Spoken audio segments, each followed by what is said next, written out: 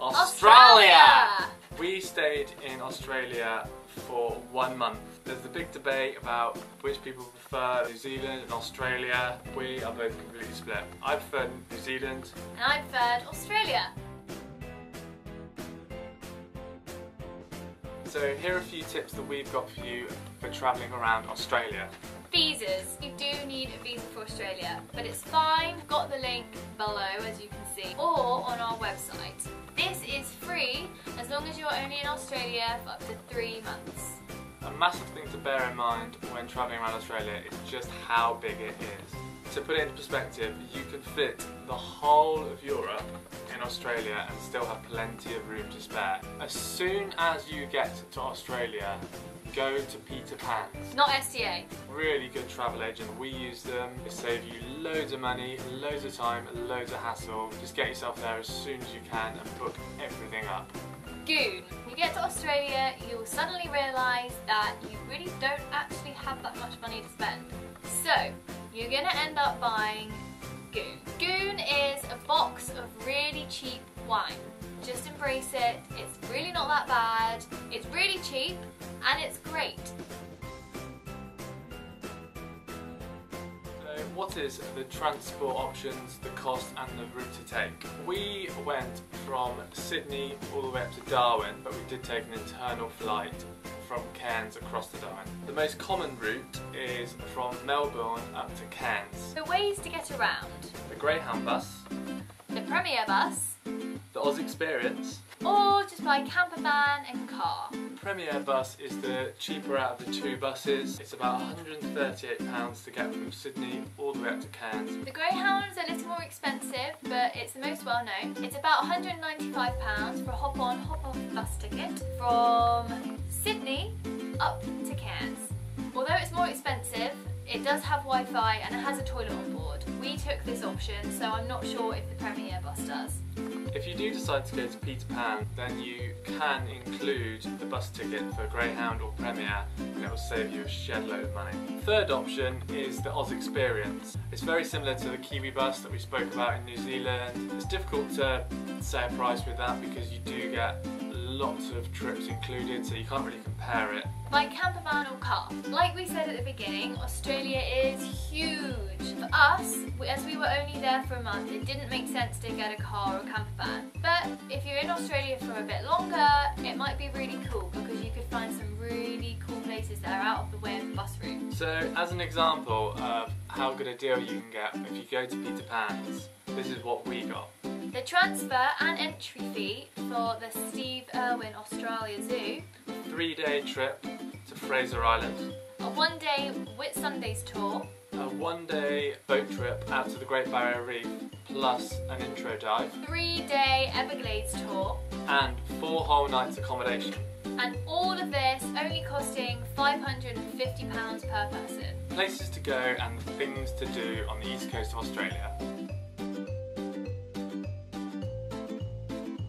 Sydney. So just outside Sydney there's the Blue Mountains and they are beautiful. Sydney Zoo, a really good day out, equivalent of about £20. Darling Harbour, great restaurants and a few little bars and stuff like that. 2 beaches are Manly and Bondi Beach. We went to Manly, it's a really nice place to visit and it's meant to be a bit nicer than Bondi. So obviously the Opera House and the Harbour Bridge, you have to see them when you're there. Get your cheesy tourist selfie in front of it, as we did. Although Australia is known for being a really expensive place, public transport there is actually really cheap. The ferries around to the different places on the harbour are really cheap. You can also get a day pass for the transport, so that includes all the boats and trains, and there's a lot of free shuttle buses and stuff as well when you're in. Port Macquarie. We stayed at Beachside Backpackers. It was really nice. It had a really homely feel. It was really lovely. Everyone chilled out on the sofas, playing Xbox and things. I mean, I'm not into that, but it was still nice. You can also get a surf lesson early in the morning for only $15.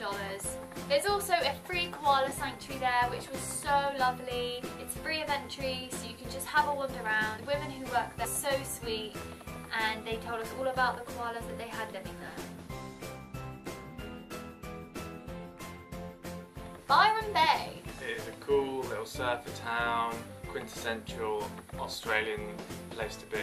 So from most of the hostels you can go on a lighthouse walk, which is right down to the end of the beach. It's quite far, but you get some great views and meet people. As you'd expect, there's a really good nightlife in Australia. One of the best places to go when you're there is Woodies, so watch out for any promotions to do with that. Noosa. When we went to Noosa, we stayed in an Airbnb option, which we highly recommend, and we also stayed at a backpackers called Flashpackers. What you'll find is that in Noosa, the hostels are actually kind of expensive, so I would definitely look at the Airbnb option. I can't remember the name of the Airbnb that we stayed at, but it was a flat and it had a pool that you shared with the owners, but the owners were so lovely. Noosa National Park. When we went to Noosa National Park, we were so lucky. We got to see wild koalas, dolphins, and turtles. It's really, really beautiful. There are different walks you can do, some are longer than others, but whatever you do, when you go to Noosa, you have to go to the national park. We also took the trip to Australia Zoo from Noosa because it's reasonably close.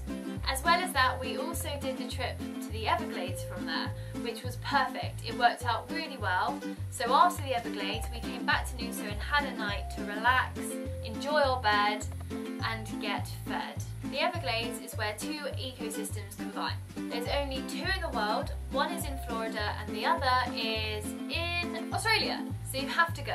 You all pile into a load of canoes, a bunch of strangers, you paddle up the river, you stay in a load of tents, again with these strangers, with no guide, you cook together, you walk together, and you do a day trip together. You usually end up swimming in the river that they tell you not to because there's bull sharks, but it's so fun. Brilliant fun. You get to know everyone so well.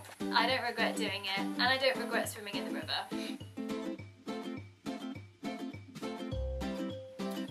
Rainbow Beach. So Rainbow Beach is the place that is closest to Fraser Island. You'll definitely want to go there if you're in Australia. It's brilliant fun. You book through Peterpans like we did, they will recommend that you go on the Dingoes tour, and we also second that. And most importantly with their tour, you get to drive your own cars. We had an awesome guide, Jimmy.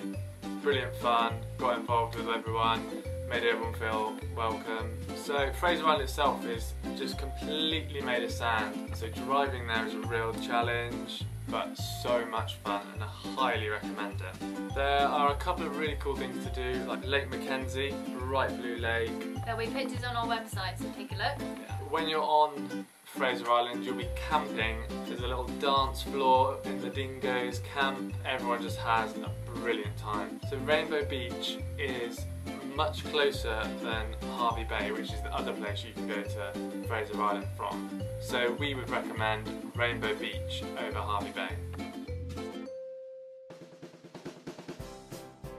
Ellie Beach. So Ellie Beach is the place that you go to the Whitsundays from. Going to the Whitsundays, you can either do a 2-day, 1-night tour, a 3-day, 2-night tour, or just a 1-day tour. We did the 1-day tour. The 1-day tour cost us $99.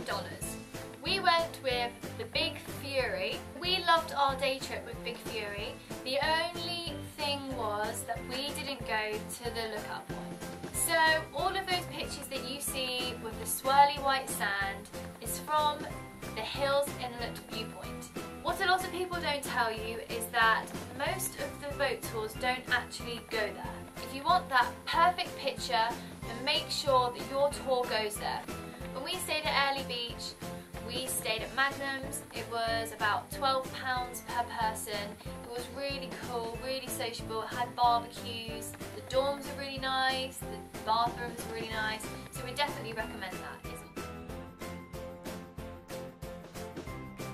Cairns. We were only in Cairns for 1 night, but we stayed at the Global Waterfront, which is only £7, so really cheap hostel. Cairns itself, a really nice city. We're quite disappointed we only spent 1 night there. You can do the Great Barrier Reef in Cairns, but we got the Foaming Fury shuttle bus up to Port Douglas, which is about an hour's journey, and we really enjoyed it. So we did our Great Barrier Reef tour on a dive boat called the Silver Sonic. Did our intro dive, got led around by the really good instructors on the boat, food and stuff during the day. If you've got any interest in doing diving, then just go ahead and do it. Pay the money and do it. One thing to bear in mind when going out to the reef is you really don't want to go on the massive boats. So more people equals more damage to coral. It ruins all the coral, so you won't get to see anywhere near as good fish and coral life as you would if you went on the more expensive tours. Darwin. We'll try not to be too negative, but Wasn't our favourite place. the reason why we're here is to tell you our honest opinions, so we're gonna do that. Everyone has different experiences, so you could be watching this and you went to Darwin and you loved it, but we didn't. There's a crocodile in Darwin, as our friends went, and they did the whole thing with going in the tank, having the crocodile fed in front of them, and they actually said that it wasn't worth the money. Now we couldn't believe that because it looks like an incredible experience. But over dinner, they really persuaded us not to go, so we decided not to. Also, you've got to be aware that there are a lot of homeless people in Darwin. That's fine, I'm sure they wouldn't hurt you and you're very safe. But it's quite intimidating when you're walking down the streets of Darwin and there are a lot of drunk people trying to touch you or talk to you. They tried to touch me as well. While we were in Darwin, we went to the wave pool, which is right on the waterfront.